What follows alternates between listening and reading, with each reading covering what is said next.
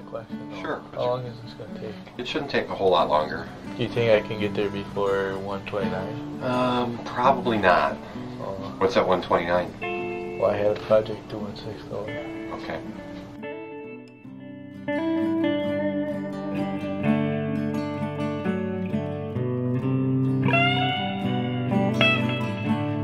This is the story of the wrongful conviction of Brendan Dassey. Over the next 7 episodes, we re-examine and explore the influences at the heart of this profound miscarriage of justice.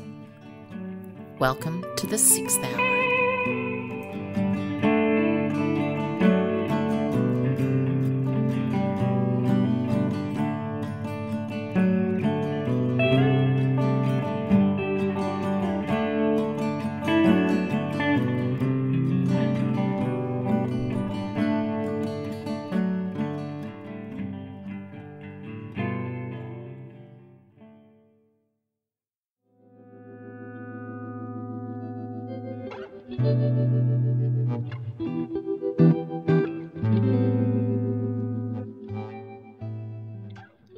For the past 4 years, I've spent hours, days at a time, buried under the weight of the wrongful conviction of a Mishcot High School special ed student who had gone to school on February the 27th, 2006, as an innocent 16-year-old kid, only to be catapulted into adulthood at the hands of local law enforcement when he left as a suspect in one of Wisconsin's most notorious criminal investigations. This miscarriage of justice is Brendan's story.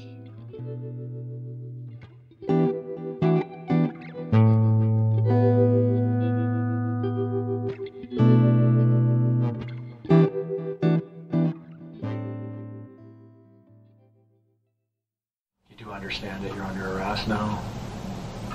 So could I call my girlfriend and tell her that I couldn't come today?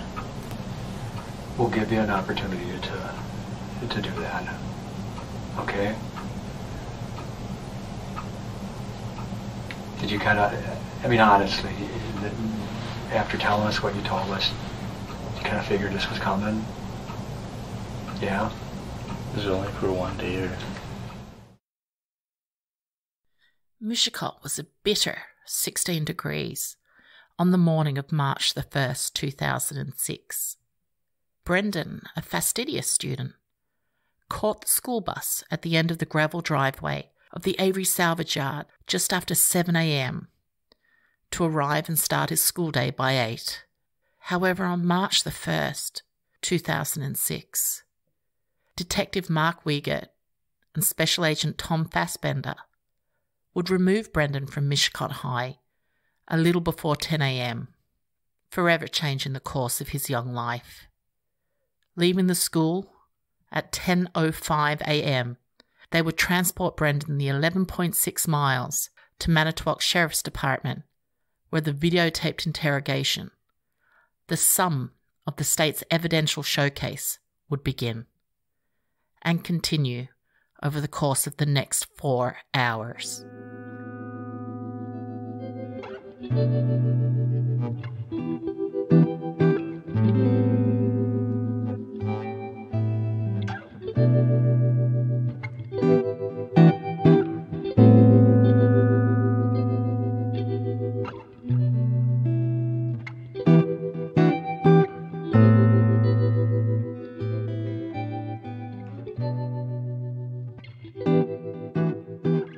In this episode, I'm joined by Dave Thompson, not only partner, VP of Operations, and instructor at Wicklander Zulawski, an industry leader in the field of non-confrontational interview techniques, but the driving force behind the collaboration with Brendan's legal team in filing an unprecedented friend of the court brief ahead of the February oral arguments of 2017 at the 7th Circuit Court of Appeals in Chicago, and joining a catalogue of independent law enforcement instructors and consultants in an amicus brief in support of Brendan's writ of certiorari at the United States Supreme Court.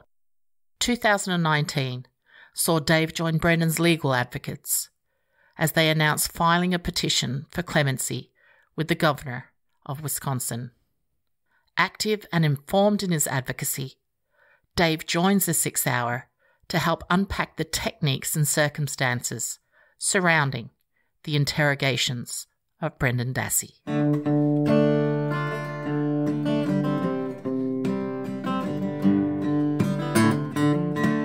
Hey, how are you? Hey Dave, how you doing?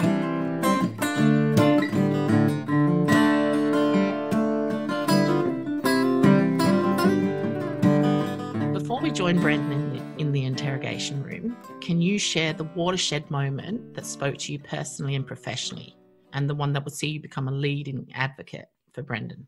That's a good question, the watershed moment. I think probably the most heartbreaking part for me, I was frustrated as I watched, like many people, all of the interviews, the interrogations that Brendan was a subject of. But I think the one moment, if I had to call it out, was probably the immediate recantation of his confession when his mother enters the room. I think it's a tough call between that and when Brendan also asks, if he'll be able to get back to school and feels like his life is still normal. But I think that moment where he says, they got to my head.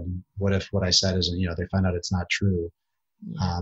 It's an interesting look that you don't always get at the end of an interrogation. We know, and a lot of the academic experts know, that in a coerced compliant confession, often there's an immediate recanting afterwards, but not often is it recorded on video immediately afterwards, as soon as the pressure goes away. And I think seeing that was, for me, really the first time that I could almost, really feel and resonate with what was going on in Brendan's mind at the time, that he did not even realize what he just did. Absolutely. In terms of yourself and Wicklander Zulawski, how did you become involved in the appeals and clemency process?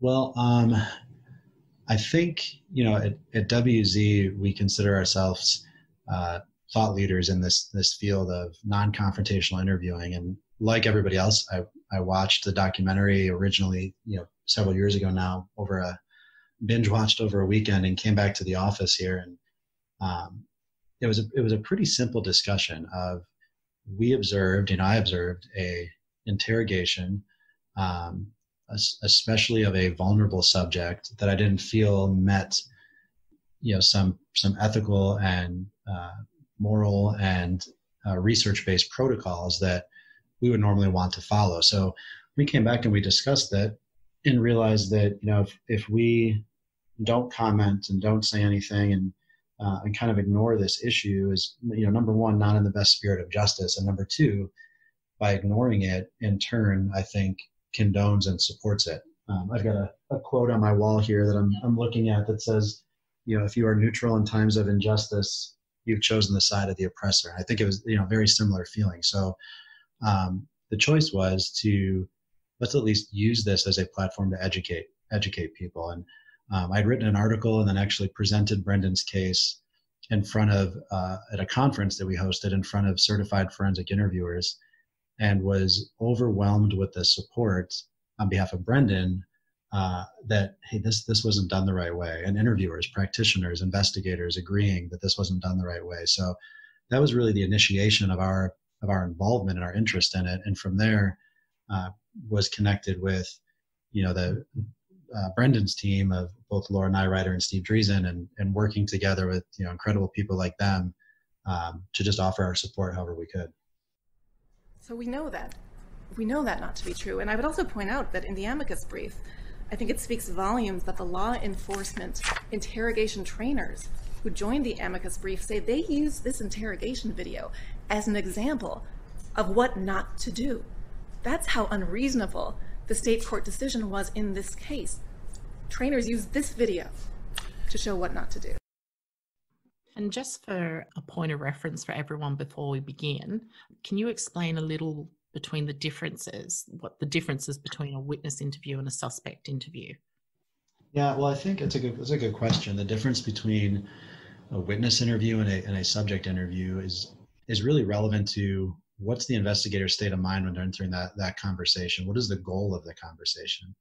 To me, a witness interview can range from an interview method like the cognitive interview, which is heavily based on asking open-ended questions, fact gathering. The subject, from a custodial standpoint, is free to leave at any time.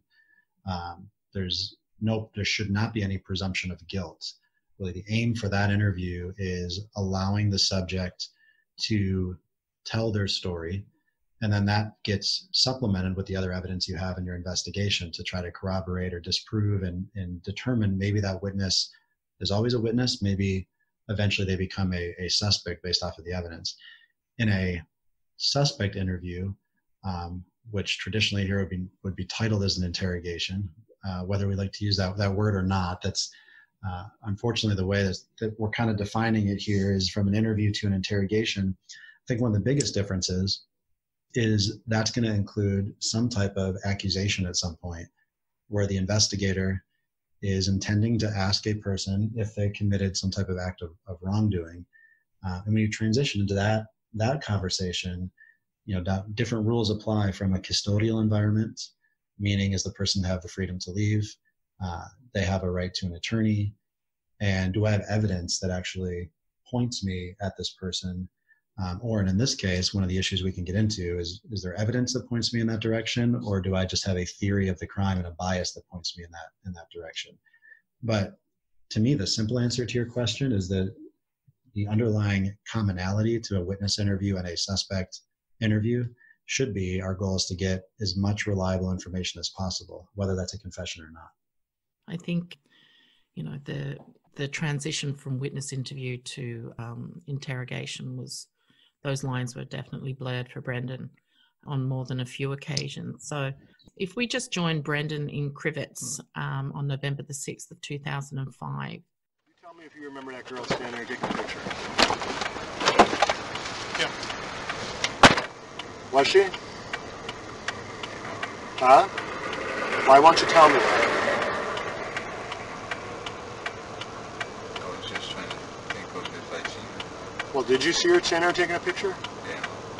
Why didn't you tell me that? You scared? Huh? Yeah.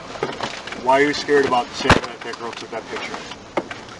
Now, did you see her standing there taking a picture when you got off that bus? Okay. What day was that? Monday. What time did you get off the bus? 3:45. What was she taking a picture of? The van. Was her vehicle there too?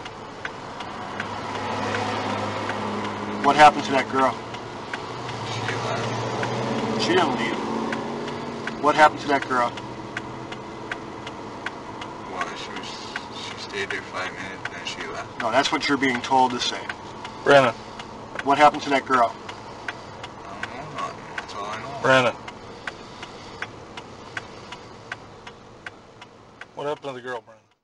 The state asserts that this was an interview, despite, the detectives seizing the car that Brendan and his brother had been in, which left Brendan, totally reliant on the detectives for transportation. There was no Miranda read, even though the use of a persuasive interrogation technique was in play. So we know that Brendan's questioned for 45 minutes. I think the first 20 minutes is academic, it's non-confrontational, but the tone noticeably shifts when O'Neill changes gear and the questioning becomes more accusatory. Can you explain the transition from interview to interrogation, what was wrong with the approach, and how might an effectively trained interrogator have handled this interaction with Brendan? Yeah, that's a good question. And I think, it's something to really look at with open eyes on both sides of the perspective of an investigator's standpoint. You may very well be interviewing what you think is a witness. And this is really what I think the overall argument you hear from the state in general terms, but is you interview somebody who is a witness, and that's the presumption of your conversation and the context of it. However, if at some point during that conversation, I have evidence, for example, if let's just go with outside of Brendan's case, I have an arson. Somebody set a fire to a building, and I have video surveillance of them, in that building at a certain time. but they're just a witness. So I interview them as a witness, and they tell me a story that they've never been in that building, and they've never been aware of that building. They've never been even in that area or in that market, which is clearly a contradiction of the evidence that I have. That conversation might turn more into a, representing or presenting the contradiction of the evidence that I have and the statement that they made. And so one of the difficulties you deal with, and to the conversation you're referring to, is sometimes an interviewer may not actually be prepared that that's where the conversation was headed, because their pure intent was as a witness. Now, in this specific case, what I think we're lacking is that evidentiary reason, that conflict, that contradiction. They would actually tell me to transition this into some type of accusatory interview. And I think the second problem, regardless if this is a witness interview or a subject interview, when you're interviewing somebody of Brendan's age at the time, his intellectual capacity, which we have understood to be challenging, especially in a conversation like this, the right thing to do would be to have some type of representation regardless if he requested it or not, but to do the right thing on both behalf of the investigation and Brendan. So I think when you make that transition in the U.S. is when we start to look at when does Miranda, when does the waiver of Miranda apply, and that's going to be something up for the courts to decide on a case-by-case basis. But in general terms, if this conversation is going to lead to an accusation and could potentially lead to this person incriminating themselves and not able to leave the room, generally speaking, that's when Miranda should be advised. Yeah, I mean, they encourage Brendan to think about the girl. They minimize his involvement by telling him he won't go to jail. And they're actively trying to overcome Brendan's denials. So I think there is a noticeable shift when O'Neill gets quite confrontational with Brendan. Right. I agree. Not sorry to cut you off there, but I think that you made an important point. Asking somebody about a conflict of evidence is one thing, right? Saying we have a video of you at this location and you said you weren't there. But if somebody gives a story and the response is to re-accuse them and not allow them to present their side of the story, to me that no longer represents a witness interview. And I think that's as you mentioned before, kind of a clear shift in the tone, and the ability, at that point, what is the goal of the conversation is really the question to be asked of the interviewer. Absolutely. I think you hit the nail on the head. I mean, they had separated Brendan from his brother. They had removed his transportation. So in that environment, do you think that any reasonable person in Brendan's shoes would have felt free to terminate that interview and leave? Yeah, that's a really good question. There's a study that was recently done here with some of our academic partners and friends that put together, at John Jay University. Dr. Fabiana Alceste actually was, I think, the lead researcher on the study, and it was on the perception of custody. And what was interesting is looking at the perception from not just you asking me as a representative of a practitioner or the investigator or law enforcement essentially, but then also looking at the perspective of a common person, a lay person, or looking at it from the perspective of a jury or a prosecutor. And so what you see is obviously a bit of a variable from what a detective might think as far as are you free to leave versus what that person might think. And what we see in a lot of these cases, especially similar, in Brendan's case, somebody of his age and with limited interaction with law enforcement in his experience, it's hard for a lay person to think, I'm just going to walk out of a room with a couple of detectives, or I'm just going to leave, because we are conditioned as we grow up that law enforcement is there to protect us, and rightly so. And they're there on our side. And if you're asked by somebody of authority to sit down and have a conversation, to be able to get up and leave seems not just rude, but seems like it's not something you're supposed to or allowed to do. So yeah, I think that's definitely something that comes into play here. And clearly, if in his best interest, based off of what happened in that conversation, if he knew he had that choice, he would have got up and left. I think that's, or at least asked for support in that room. Yeah.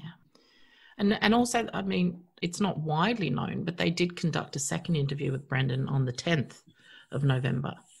And it's in that interaction that they have Brendan saying that he had been at a bonfire at Stevens around the 1st of November. But Brendan does tell the detectives that he didn't see Teresa Halbach and was only at the fire for an hour or so. Yeah, so yeah. Then we move on.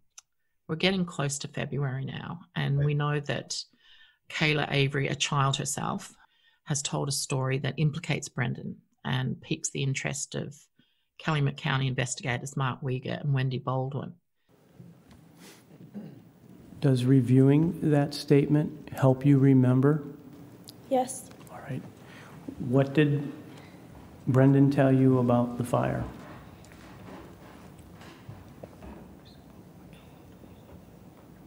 You'll have to pull the microphone a little closer so we can hear you.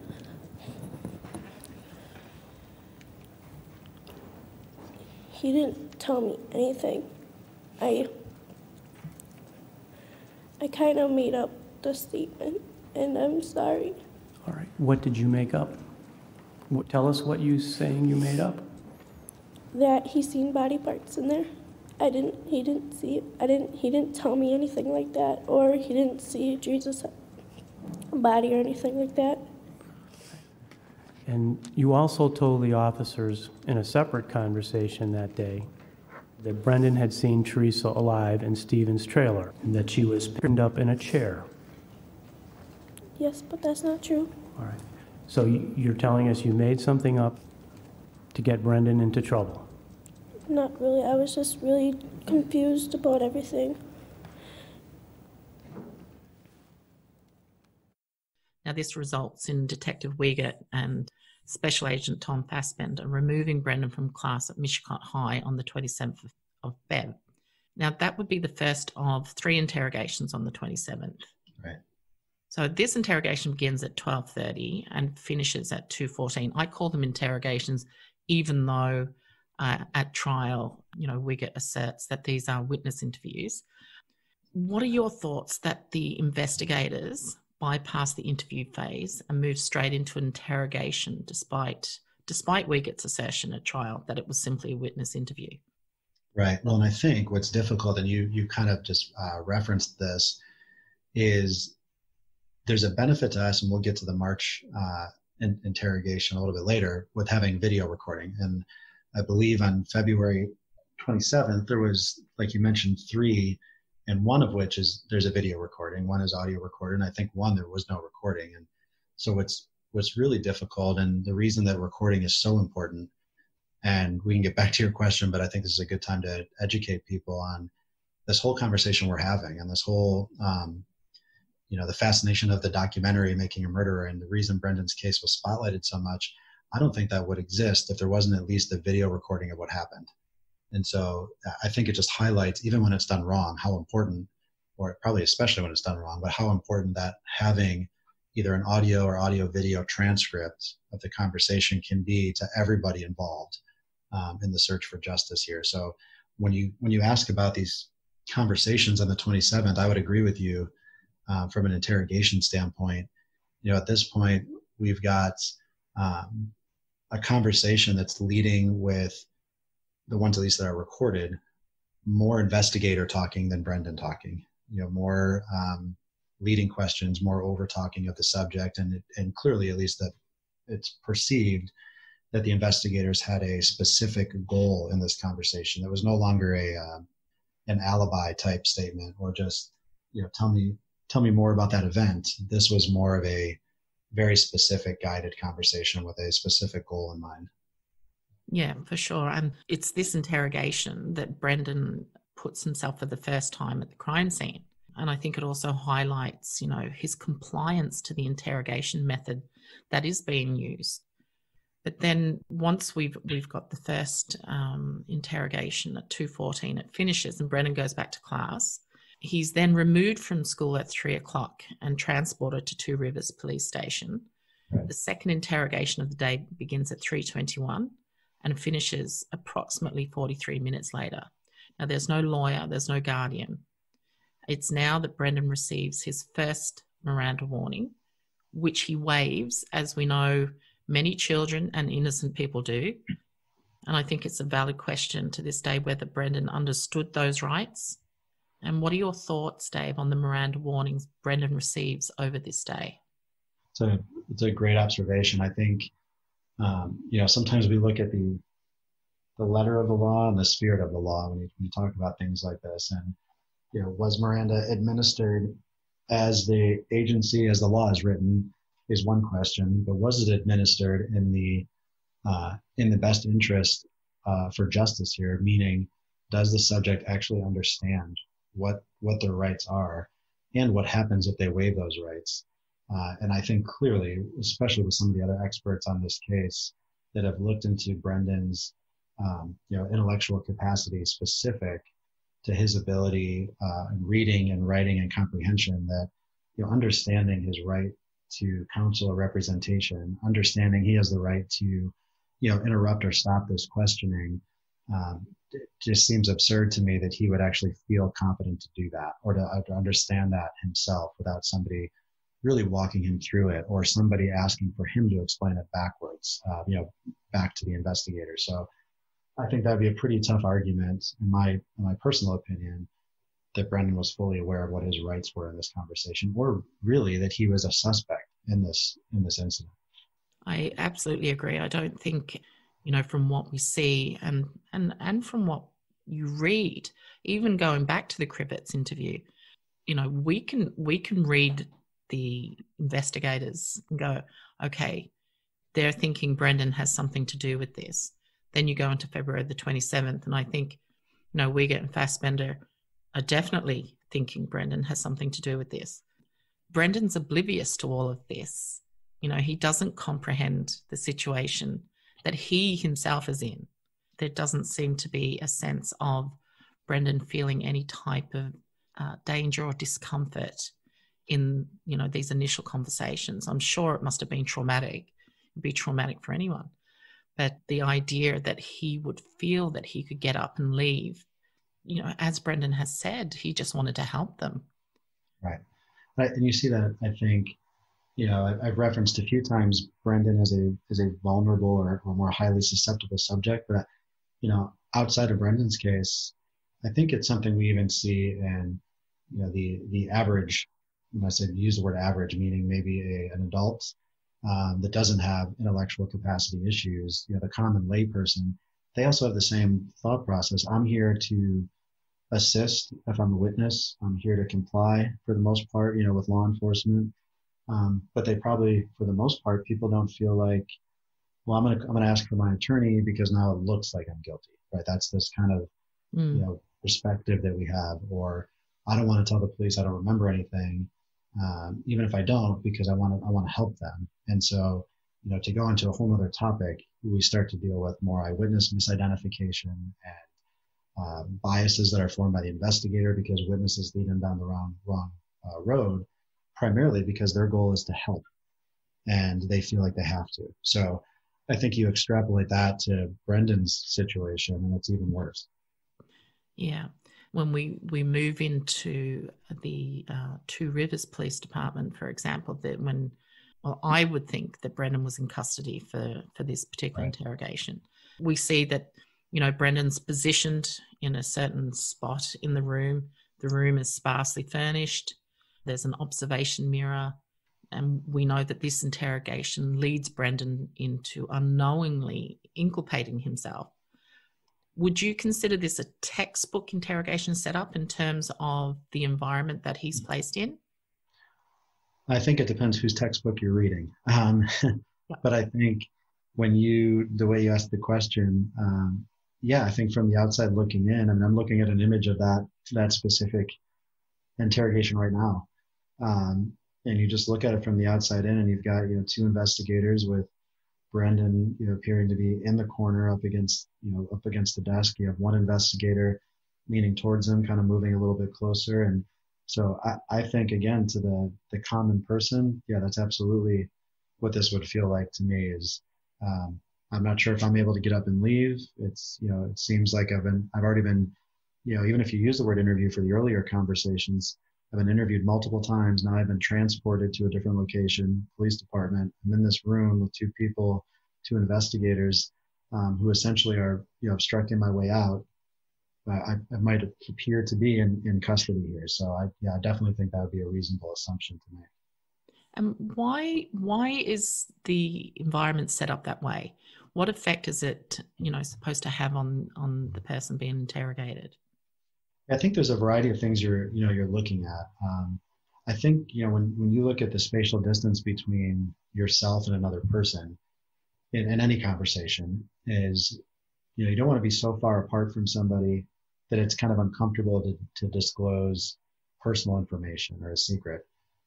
But in our concepts, and we focus on non-confrontational interviewing, is our goal is also not to get too close to somebody or put somebody in a position where they feel like it's an intimidating conversation. So it's trying to find that balance, that proximity of, where does somebody feel comfortable to have a conversation with you? In our methodology, we typically wouldn't have a desk involved in between us and the subject to create more open dialogue.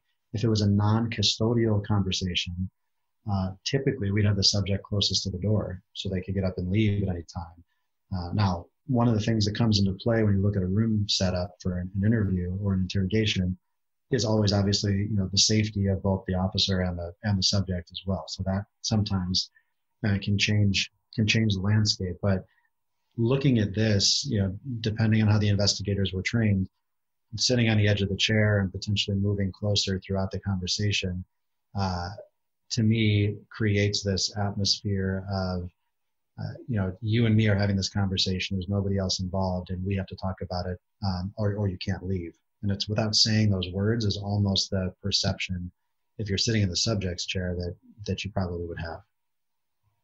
Would you agree that Brendan was in custody at Two Rivers? I would argue on his behalf that yes, I think it was, I know the state has a different perception there, but, the way to answer your question is custody really is defined by their perception of custody, the subject. And so trying to look, if it was me in that situation, I would probably answer it differently, but I'm well educated on my rights in that situation. So to answer your question and looking at it from Brendan's perspective, I would believe that Brendan felt like he was in custody. So that to me would mean that yes, he was. Yeah. I mean, Brendan waives his Miranda rights. Right. But he doesn't indicate that he understood his rights, and he's not asked whether he understood his rights. It is a complex warning, and how it lands on a juvenile such as Brendan is worrying. I agree. And I think what's important from an educational standpoint, again, is we've got a lot of law enforcement, officers and detectives out there that want to do the right thing and are trying to do it the right way. And at the end of the day, they fall back on their training. So it really comes down to, our investigators appropriately trained on not just how to deliver Miranda, but also how to be aware of somebody who may be more vulnerable or susceptible to coercion, and also somebody who may not fully understand Miranda. Have they been given guidance or training? Has the agency or the county or the state told them, if you're going to interview a juvenile, for example, here's 3 extra protocols we need you to take when advising of Miranda. They need to explain it back to you. You need to have a parent or guardian or whatever those protocols might be. But I think that's one of the things that sometimes people miss is, sometimes investigators are doing exactly what they were trained to do. And that's really what it comes back to.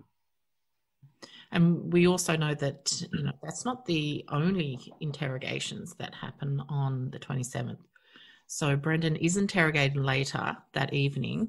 Wiggett and Fassbender arranges for Brendan, Blaine and Barb to spend the night at the Fox Hills Resort.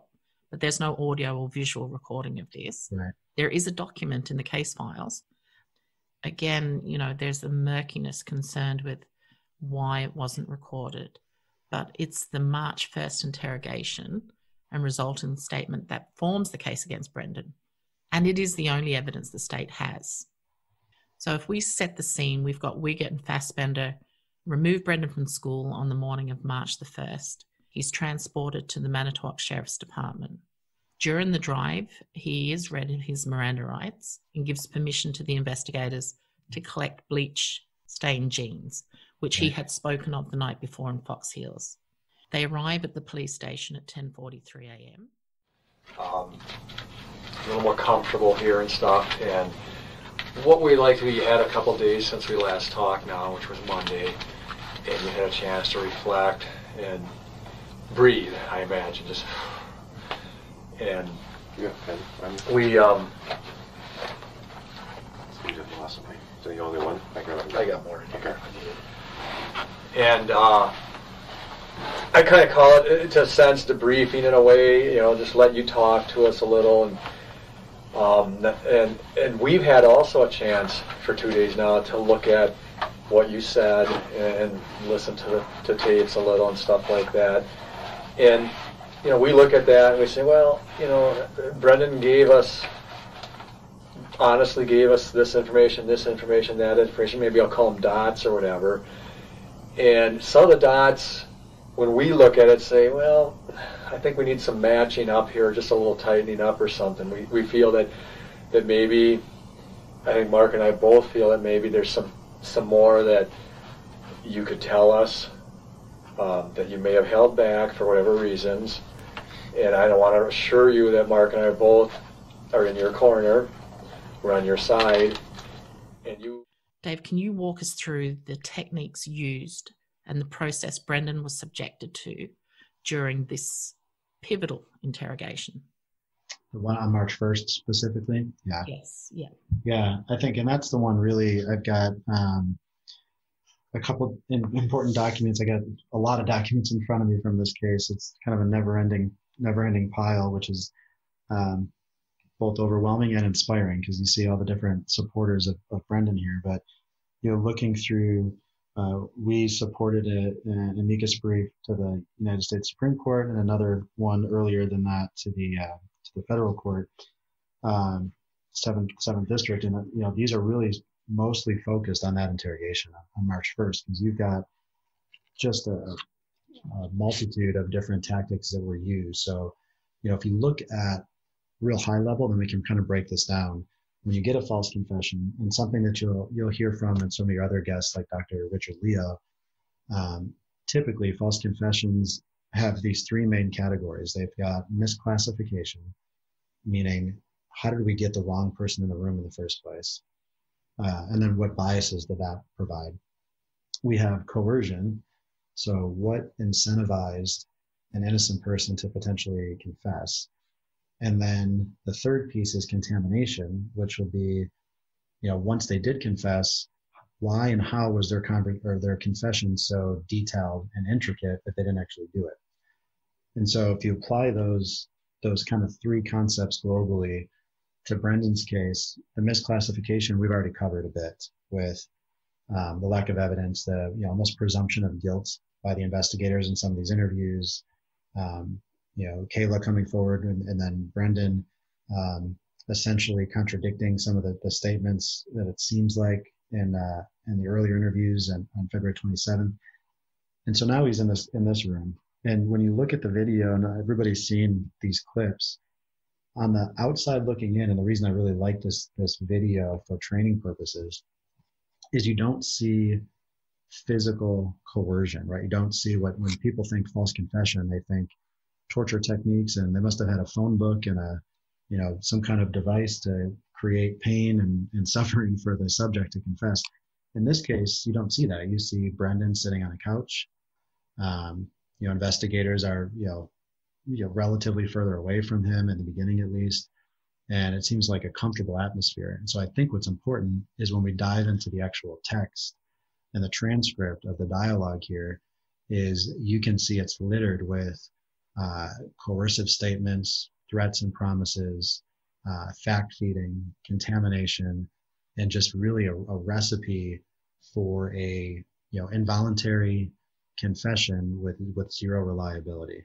I think that'd be my general comments on that piece so far. I mean, statements from the March 1st interrogation, become the evidence for the state at Brendan's trial. It's worth noting, I think, for everyone that investigators never find any physical evidence linking Brendan to the murder of Teresa Holbach. I find the interrogation stomach churning. I'm sure that's shared by millions of people. However, there's one sequence that I find particularly disturbing, and that's when the investigators purposely bring Brendan to the point of inculpating himself. When Wiegert says, "What did he make you do, Brendan?" You know, Right. "Oh, it's okay. What did he make you do?" Then we have the ensuing story about, you know, the cutting of her throat. Right. But we know the victim wasn't stabbed, and there's no knife ever found. What else happens to her in her head?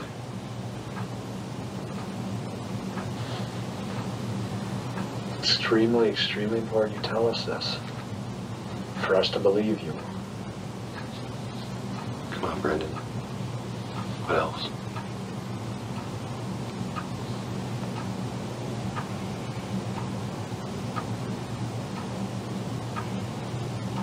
We know, we just need you to tell us.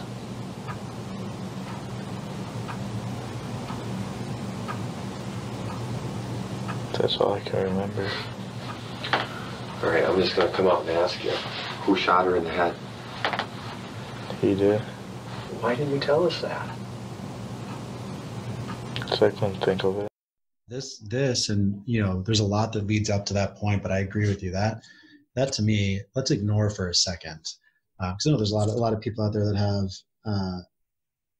differing perspectives, obviously, on Brendan's case, and I think, you know, where I stand here. But I think even if you ignore whether this was a true or false confession, and you're strictly looking at the reliability of a confession, meaning not if it's true or false, but how reliable is it? Is there enough details provided here that we can say this confession was given independently by somebody who had information that we didn't have before? And so if you look at it from just that perspective, when the detectives and the investigators go through this line of questioning, where literally every question is providing a detail of the crime, it completely removes your ability as an expert of reviewing that statement, removes your ability to say, yeah, this is a reliable confession, because every piece of information we're giving, all Brendan is doing is agreeing to it. All he's doing is, you know, I have a slide when I present this specific piece you're talking about. I have a slide on the PowerPoint that says, you know, guessing or confessing with a question mark, because even the tone of his voice sounds like Brendan's not really sure what the answer is supposed to be. And when the investigators get to the point of, you know, who shot her in the head, with just a specific leading question like that contains a very important detail of the crime. How do you measure reliability when somebody just says, you know, he did? And you say, well, why didn't you tell us that in the first place? Well, I couldn't remember it. I mean, to have any credibility, reliability to that is to me just completely a huge miss, a huge mistake. And secondly, as an investigator, hearing a alleged confession presented to you in that way should immediately cause you to question the reliability and the validity of what you just heard. And I don't think that occurred. I think it felt like we received an admission, you know, and maybe the job is done. And I think that should have sent some fireworks up for me, red flags that this is not the way that this should have occurred. They don't, in that particular piece, they don't stop. Their tone doesn't vary at all when in front of them they have this young, I would imagine that they knew that Brendan had limitations, you know, having asked how to spell certain words such as rack and garage and things like that. The tone doesn't vary when this child says, I cut her throat. Right? So they're not looking for that. And that's what leads them into, all right, I'm just going to come out and ask you who shot her in the head. I mean, that's obviously contamination. Yeah, and I think the other point you just brought up, which is interesting, is, you know, the investigators, there's some comments during the trial about Brendan's behavior earlier in these interviews that, you know, clearly this is some statements from the state, but clearly, you know, he was withholding information, or he was deceptive, or I forget how they specifically worded it, but based off of the way he was sitting, based off his behavior. And so I think personally, right, we know that behavior is not an accurate assessment of truth or deception. However, putting ourselves in this mindset, investigator feels like, I think he was being deceptive or evasive based off his behavior. Well, if you apply that same rule later in the conversation, as you just mentioned, almost at a emotionless confession to a really violent crime should also raise similar flags. Why is he just answering the questions the way he is? There should be a different level of emotion here. There should be something else. And so, I think contamination is, again, if you ignore the opinion from some, whether you're looking at innocence or guilt, if you're strictly looking at reliability, it's near impossible to judge when you contaminate a confession. Yeah, I remember last year speaking with Dr. Leo, and he brought up the voluntariness question and whether or not that should be a reliability question. Yeah, I think, we can talk about the voluntariness here in a second as well. But one thing I've learned when looking at cases like Brendan's, trying to look at the reliability is really, creating a timeline of evidence. And I learned this from James Trainham, who's a former homicide detective who actually wrote a book, How Police Generate False Confessions. And he's been a great supporter and mentor for some of these types of conversations. And, Mr. Detective Trainham, he has a pretty neat way of going back. It's very simple, but utilizing a timeline and evaluating when evidence was presented, maybe an admission, for example, as evidence. When did that first get presented into the case?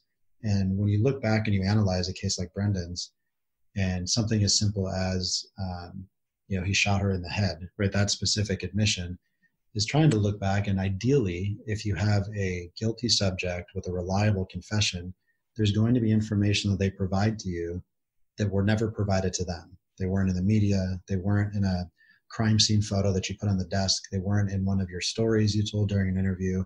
It was an independent statement made by the subject that you can go corroborate with evidence. And when you look at Brendan's case, I don't believe any of that exists at all. And that should be extremely concerning to that reliability piece.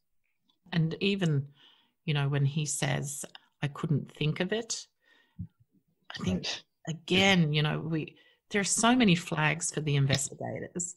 I know that we've discussed it before as to whether or not it was purposely done or, the investigators were doing what they thought was right in that instance. But, there are so many flags for them. And when Brendan says, I couldn't think of it, I mean, that just totally speaks to Brendan guessing. Right. Absolutely. Yeah. And I think it's, when we get to this point in the interrogation, a lot of people that, I've had the chance to present this case in front of, a lot of practitioners and the layperson, is they don't understand, well, why would I would never confess, right? It's not just that line of questioning. I would never confess to something I didn't do. And so I think you have to do is really look backwards in this interrogation to the repeated, the threats and promises and, really a combination of Brendan feeling like there's no other way out because we're going to make sure that you realize we know you did it. And secondly, even if you tell us you did it, there's not going to be a consequence associated with it. And I think, we can talk about some of those specifics, but that's really the meat of how did we get to that line of questioning that you just cited. And then we look at, the opinions that have been delivered in the case. So we've got, the federal magistrate Judge Duffin, we've got the 3-judge panel majority finding the interrogators use suggestive interrogation techniques, false promises of leniency, and cumulative effect of the coercive techniques, the leading, the fact feeding. And obviously I think we see throughout all of the interrogations, there's a desire on Brendan's behalf to please the investigators. Why do you think we saw such a definitive split at the en banc of 4-3? And do you think there is a general lack of understanding of the impact of coercive interrogation techniques and how they land on juveniles and those with intellectual and speech language impairments? I think you hit the nail on the head. I think when you look at this split, and it's frustrating, I'm looking through the decision right now, and you've got just a couple highlights here from the contamination You even have a statement, his confession became a litany of inconsistencies, which was true, right? Almost everything that Brendan said was either inaccurate or he had to change based off of what the investigators told him to talk about reliability. And then you've got another statement, and this is, I know you referenced this as well in what you're doing here, but this is probably one of my favorite lines in the decision here. Dassey's confession involuntary, etc., but rather it was death by 1,000 cuts because of the cumulative effect, and that's where we're just reading.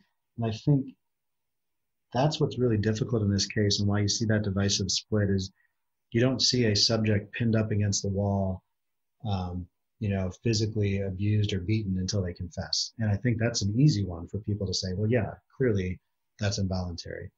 I think this is a much wider problem for not just confessions, but for forensic sciences and a variety of other things, but to educate law enforcement, prosecutors, defense attorneys, juries, and judges as to the psychological impact of coercive techniques, that could have the same result that physical torture or coercion can have. And so that's really a struggle, and that's, the satisfying or inspiring part, I guess, for myself to be involved in this is I think that's really my role, is to try to help educate that these techniques that could be used could incentivize an innocent person to confess, and nobody believes that they would confess unless they've been in that position. And so I think when you start to look in Brendan's case, and you look at any case that they review, the voluntariness of a confession is they're looking at the totality of the circumstances. In Brendan's case, if you only played a 5-minute video clip to somebody, they may think this is perfect. He's just sitting on a couch. He looks comfortable. The tone is, respectful.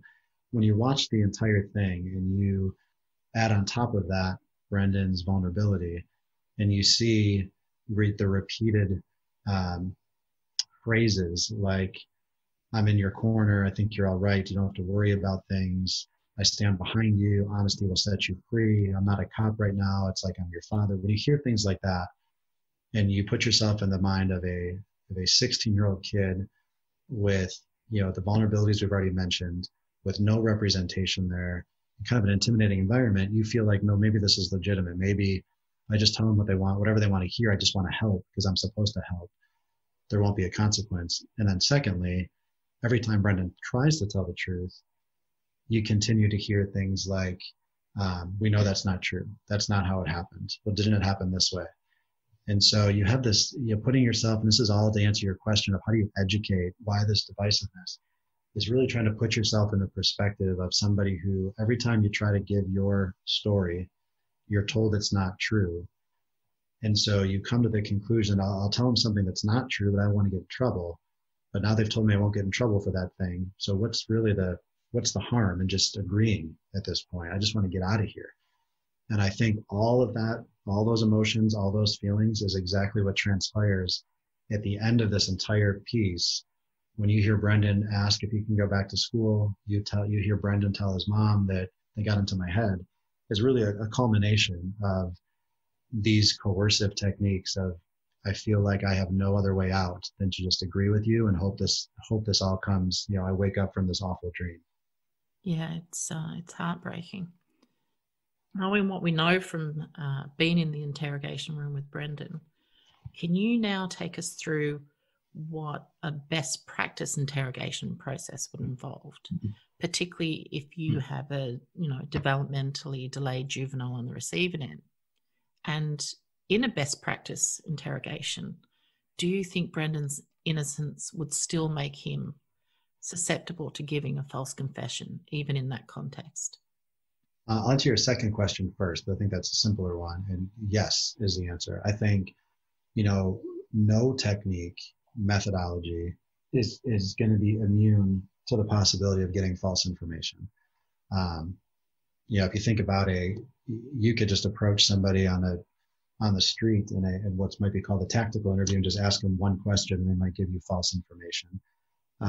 We don't know if it's a voluntary false confession, if it's coerced compliance because they feel like I'm intimidated, or maybe they don't even remember, so they just agree to you, and it's more of a memory distrust, internalized confession. So I think your second part of the question is, no matter the method, there's always going to be a risk.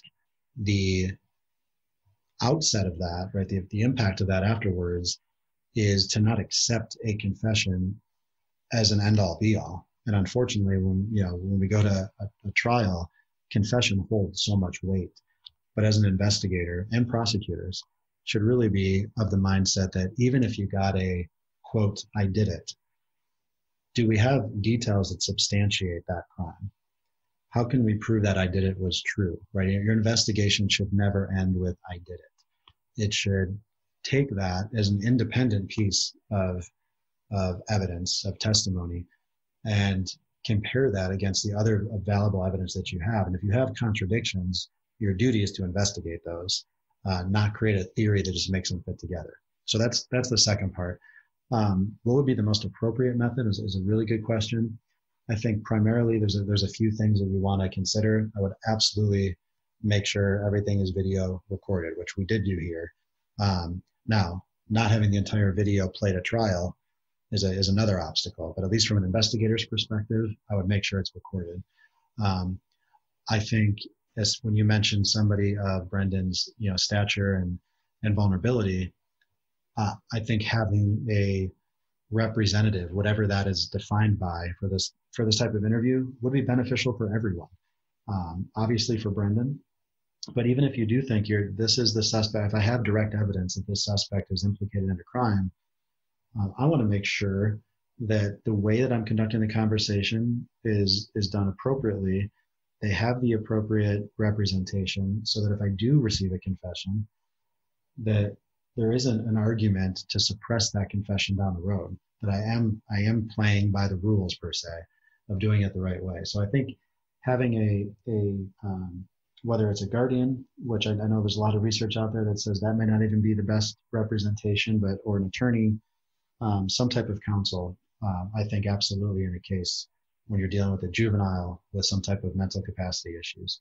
The interview method itself, if I was in the investigator's position and I had the information that they had with the, I'll just say, alleged evidence they had at the time, I would probably use more of a cognitive interview, where the task here is instead of a guilt presumptive process, which is what it seems like did happen, it's more of a memory enhancing, using memory triggering or memory probing type questions, and open-ended questions, expansion questions, echo questions, where you're really allowing Brendan to tell a story in his words, to try to obtain more information so that you can go substantiate or investigate it. Versus in this conversation, seems like, the investigators told the story and just had Brendan agree to it, where instead I prefer Brendan tell the story, and I go investigate or, to corroborate or disprove what he said. Yeah, absolutely. I mean, there was a distinct lack of corroborated evidence. So questionable, very questionable. Yeah. Right. So Dave, where to from here for juvenile interrogations? What needs to be done? So what type of legislation needs to be enacted to, give a better protection for those that are most exposed and at risk of succumbing to the pressures in the interrogation room? I think that's, it's hard to look for positives in this case right now, as Brendan is still not free. But if we try to look, and, one of the positives is Brendan from, talking to his support team, and it seems like his spirits and his hope really keeps everybody excited and inspired to keep fighting the good fight. But one of the other benefits is the awareness of the lack of guidance, specialized guidance for juvenile interrogations. I think, a few things, if I could just snap my fingers and change some laws, I think one thing we have in the U.S. is we have, legally the ability to lie about evidence. Right, Frazier versus Cupp is a case law that allows law enforcement to lie about specific types of evidence, which globally I think is already an issue, but specifically with kids, I think that just clearly creates a bigger problem. Most people don't know that law enforcement can lie about evidence, So now put yourself in the position of a 16-year-old kid being interviewed by the police. You tell your story that's true, and the police tell you that they have your DNA or your fingerprint, even though they don't, and you're going to start to second guess your story because you don't think law enforcement can lie. So I think one of the things that I wish would change is, let's stop lying, especially to kids in our interrogations and our interviews. It seems contradictory that we would lie to get to the truth. Mm-hmm. I think secondly, having a better protocol, I don't have the solution for this, but just something that I think needs to be done more efficiently, is having a better protocol for a risk assessment of who we are interviewing. It's not just age. We could be interviewing a mature adult that's suffering from some type of special need or mental capacity issue that we're unaware of.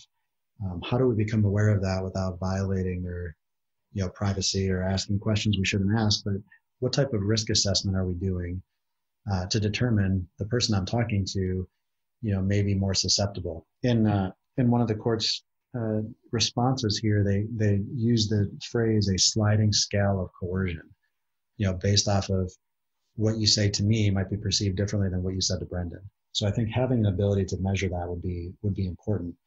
I think mandatory recording, I think we're at now 25 or 26 states now have mandates on recording of certain felony level interrogations. I think, any accusation of a juvenile probably should be recorded, documented in some way, even if it's just audio, but preferably, video recording if feasible. I think it allows more transparency to that conversation. It actually, I think, reduces the pressure on law enforcement to just go after a confession because now somebody's statements are memorialized. And I think having representation is really one of the most important pieces to kind of end this list of things and there's just countless things to do, but having some type of representation, because as we discussed earlier, just advising of Miranda and having a 16-year-old say, I don't know, I waive my rights, I don't really think is due diligence on their part on behalf of justice here. So, more regulations on the appropriate way to deliver or advise Miranda, or the immediate right to have an attorney present. So I think there's a lot that goes into that, a lot of logistical obstacles for some of these, but at the end of the day, is we want to make sure we get it right, and we're aware that a 15-year-old mind is developing differently than a mature adult. So we need to treat it that way. Yeah, and I think we know that Brendan, at that time was functioning between, I think it's 8 and 11 years old. So for all intents purposes, they had, an 8 to 11-year-old sitting across from them.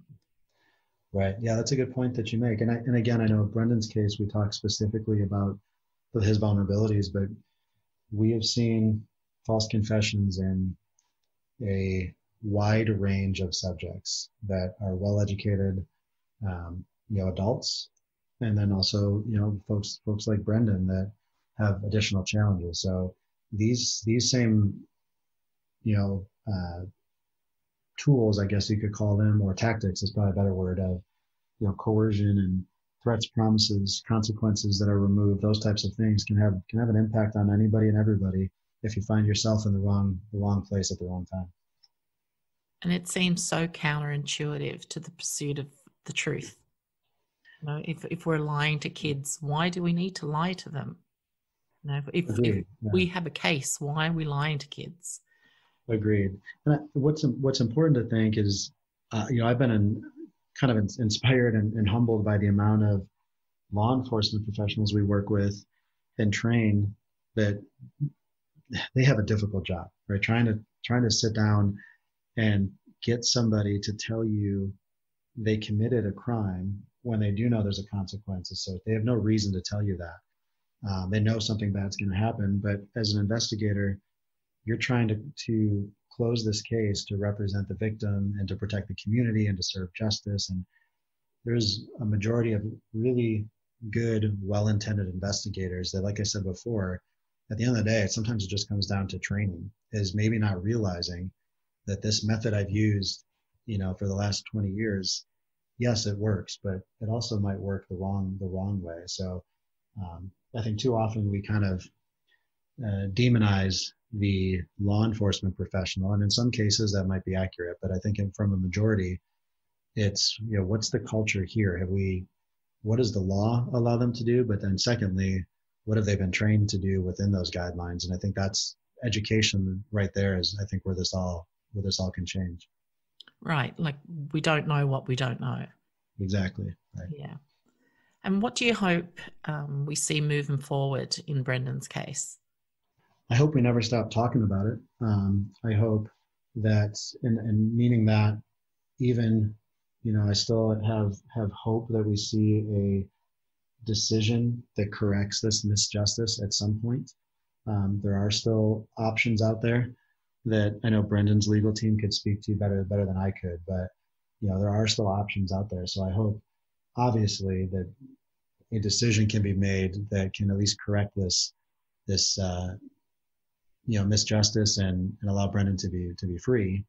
But even more globally than that, I even when that does happen, I hope we don't stop talking about it, because I think Brendan's case, among a lot of others that are out there, is a great example of how important it is from the reliability of forensic evidence, the reliability of eyewitness identification, interrogation and interview techniques, the importance of video recording, the level of education of our justice system to include judges, prosecutors, defense attorneys, and juries. I think there's so much here that's used as a teaching point to educate and impact change that I really hope we never stop talking about it, but not talking about it as a negative, as a we need to fight for Brendan to get him out, but talking about it hopefully as a win and as a landmark case that helps change things for the future. I couldn't disagree with you. Yeah, it's definitely one that, it started off as something like most people, you're just watching, and I think people lose sight of this, is you're watching a movie, it feels like, when you're watching Netflix, and it's not real life. And I think, the more you get involved, you realize these are real people. This is Brendan's life, his family's life. And, people also often forget or lose sight, I guess probably a better way to put it, of Teresa Hallback and her family. Mm-hmm. And, there's multiple victims here in this case, and you could go on and on with who's been impacted, but it's inspiring to see, somebody like you, for example, putting on, you've done a lot of education and awareness on this topic, specifically this podcast, and bringing together really just a wealth of some pretty incredible experts that I've had a chance to work with on this case and some others. As much as it's a bad reason to have to work together, the positive impact that we can all have as a community is pretty powerful. Absolutely. It's almost a humbling experience, the level of commitment from people such as yourself and everybody that's been involved in the appeals and the clemency push. For me, when I first watched it, I was hoping that it was fictional, right, that I would find out in the newspapers that, it was like an experiment. The interrogations weren't real. But when you realize, when that realization hits you that, like you said, Brendan's, a real guy, and while we can turn the television off, he's in an 8x10, and that's just wrong. Yeah, I think that's an interesting way to look at it. Yeah, every day that goes by, for us, we don't realize what he's dealing with, but they're, have faith in, people like Laura and Steve that are really fighting daily, and the other folks involved, that the fight is not over until the decision's corrected. So have some hope. Well, that's brilliant, Dave. Thank you so much. You always provide so much insight and expertise. Yeah, keep talking about it. Keep his name at the forefront, and and don't settle for anything less than impacting change.